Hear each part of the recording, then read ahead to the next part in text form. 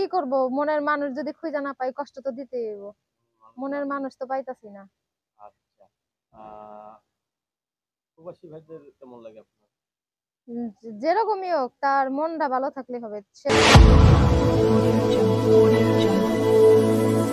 সুপ্রিয় দর্শকবৃন্দ, আসসালামু আলাইকুম। কেমন আছেন আপনারা? আশা করি আল্লাহর রহমতে ভালো আছেন। যদি চ্যানেল ভালো লাগে অবশ্যই চ্যানেলটি সাবস্ক্রাইব করে আমার পাশে থাকুন। প্রতিদিনের মতো আজকে একটা আপুকে আমার চ্যানেলে হাজির করেছি। মিডিয়া কি চ্যানেল আছে সেটা আপনাদের এক্সপ্লেইন করব। আসসালামু আলাইকুম আপু। ওয়ালাইকুম আসসালাম। ভালো আছেন? এই তো আলহামদুলিল্লাহ ভালো। আপনি ভালো আছেন? আচ্ছা।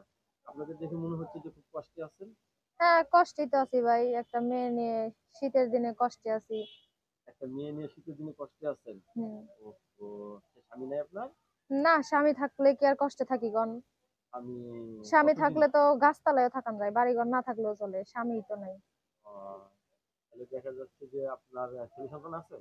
হ্যাঁ, একটা মেয়ে আছে 5 বছরের। এমনি কোনো কাজ টাজ করেন আপনি? হ্যাঁ, কাজ করি, সেলাই মেশিনে কাজ করি, আবার সেলাই মেশিনে কাজ না থাকলে বাসা বাড়ি কাজ করি। সেলাই মেশিন কাজ করে সেলাই মেশিন আছে? না, আমার নিজের নাই। একজন ওই যে একটা কিনে দেয় সেলাই মেশিন উপকার হয় না?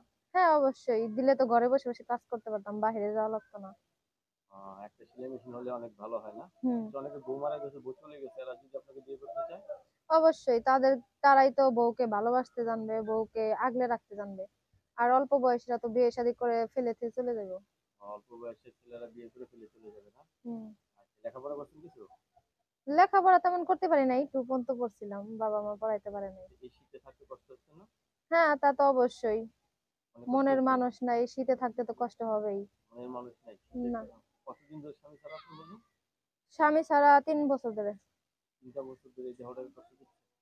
কি করব, মনের মানুষ যদি খুঁজে না পাই কষ্ট তো দিতেই হইব। মানুষ মনের লাগে। মানুষ তো পাইতাছি না। আচ্ছা। আহ প্রবাসী ভাইদের কেমন লাগে আপনার? উম, যেরকমই হোক তার মনটা ভালো থাকলে হবে।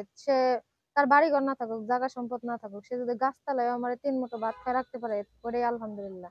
আলহামদুলিল্লাহ। তাহলে হুম। একটা নাম্বার দিব, সেই নাম্বারে কথা বলতে পারবে? হ্যাঁ অবশ্যই। নাম্বারটা খোলা থাকে কখন?